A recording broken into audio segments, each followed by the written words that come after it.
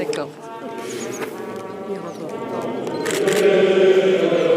Avant de parler des 35 millions, il faut redire à quel point c'est un régiment qui est très employé dans l'armée française, qui a dû connaître beaucoup d'opérations extérieures. C'est un régiment qui rencontre tout du Sahel dans des opérations de lutte contre le terrorisme. C'est un régiment qui va de nouveau être amené à être employé dans des missions de formation des armées africaines, donc il y a une activité qui est soutenue.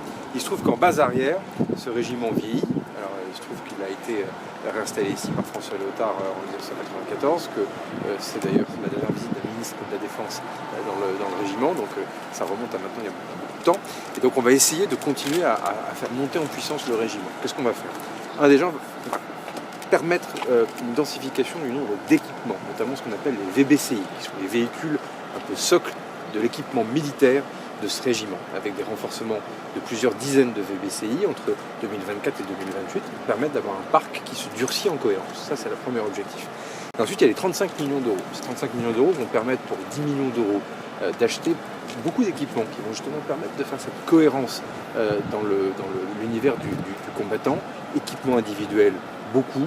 Armement individuel. Les détails seront évidemment donnés par les forces armées elles-mêmes, mais ça, c'est un point qui est évidemment attendu. Et puis, pour le reste de la somme, des constructions de logements. Parce qu'évidemment, les infrastructures vieillissent, il y a des besoins importants, c'est un gros régiment, donc on a des besoins pour les soldats, mais aussi des besoins pour leurs familles, et donc ça va nous permettre de mener quelques programmes de construction de logements. Cette signature de convention armée-collectivité qui s'ajoute, pour le coup. La convention étant plus des 35 millions, c'est de dire au fond, voilà, c'est un des ministères, c'est le ministère dans lequel il y a le plus de mutations dans la République. Pas toujours à des dates évidentes dans l'année. La militarité, c'est beaucoup de souplesse, évidemment, mais ça veut dire aussi que c'est beaucoup de devoirs, de contraintes pour les familles. Scolarisation des enfants, problème de place en crèche, emploi du conjoint, trouver un logement pour la famille lorsqu'on n'est pas dans un logement casernement. C'est autant de sujets dans lesquels le ministère a des réponses, mais les élus locaux aussi en ont.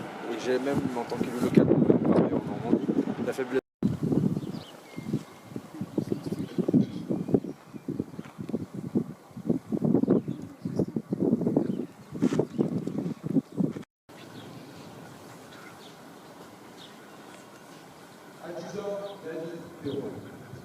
Je vous décerne la croix de la valeur militaire à l'étoile de bronze.